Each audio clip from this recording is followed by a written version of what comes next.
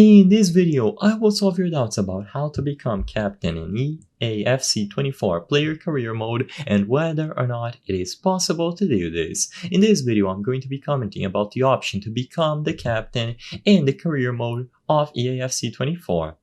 Now, if you try to browse through all of the options and you try to find a way to make yourself captain, you will notice that there is no option to do this. Well, unfortunately, as of now, there isn't a direct player-controlled method to become captain in EAFC 24 player career mode. I'm going to talk about some workarounds that might work, but keep that in mind. While it is a highly requested feature, EA Sports has not implemented a system where players can actively pursue the captaincy.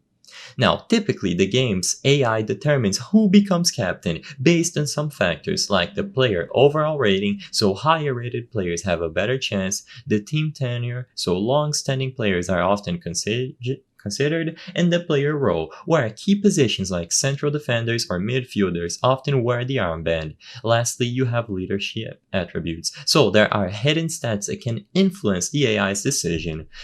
Now, for the workarounds that I mentioned, while this is not guaranteed, some players have reported that consistently strong performances and positive interactions with teammates might increase your chances of becoming considered for the captaincy. Remember that these are just possibilities, and as of today, there is no concrete evidence that they directly influence the captaincy decision, so you will sadly only get it randomly. Try playing according to the guidelines that I mentioned, such as a player overall rating, team tenure, player role, and leadership attribute, and you might be able to get the captain armband like I mentioned, but as it stands today, you will not be able to get it just by selecting it as an option in EAFC 24.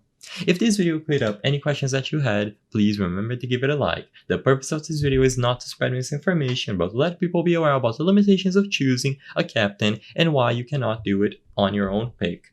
If this video helped you, be sure to leave a like and subscribe for more very easy tips. Thank you for watching.